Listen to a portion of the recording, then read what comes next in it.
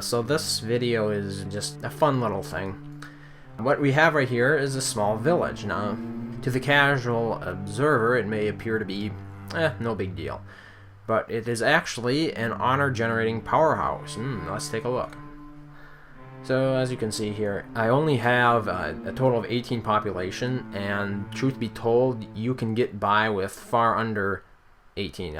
The original 8 did it for me. I was able to have 2 apple farms, 2 breweries, 2 stone, and 2 wood, and have them all operating at the same time.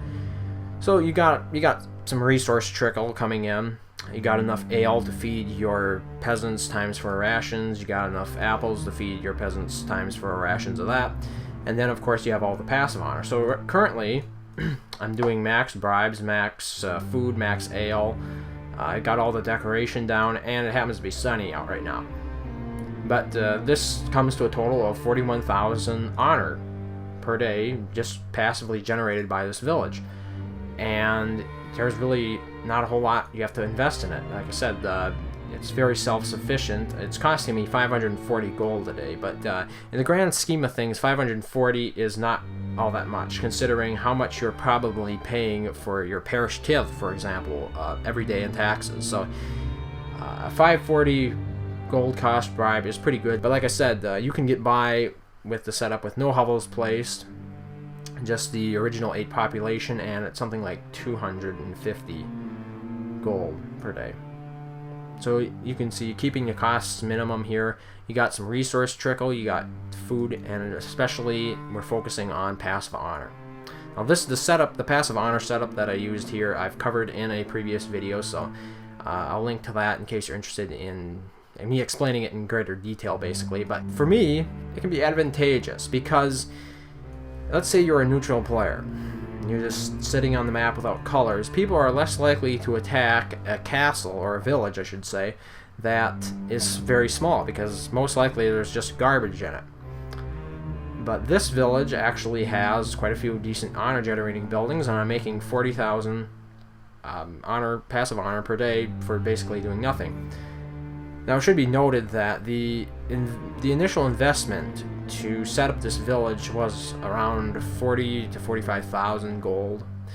But to put that in perspective, that is roughly 1 breaker wave if you're using 120 catapults. It really depends, when putting things like this into perspective, what part of the game you're in. If you're in the very beginning of the game, the 40,000 gold might seem to be a lot, but as the game wears on, you get more villages, you have more resources to sell, higher populations, you can tax more. 40,000 gold isn't really all that much to spend to build a village like this, and a lot of the gold went into the cathedral and the 2 churches. Those cost a lot. I can also place another chapel, but I haven't done that yet. That's only 3 honor, so it's not going to increase it significantly. But yeah, I think this is kind of cool.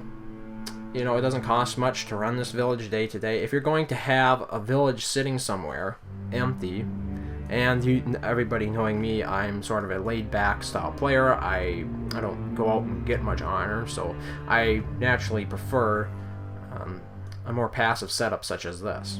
And while your village is making you a quick buck, you can also be building your castle, and hopefully with fewer people pestering you, because it's a small village. But if you're at war, they're going to attack you anyway, probably going to target smaller villages more, because it's sort of, the fact that it's a small village sort of implies that it's new and it probably doesn't have a good castle. But I hope you found this video insightful. Thanks for watching. Stronghold Kingdoms. What will you fight for? Play now for free.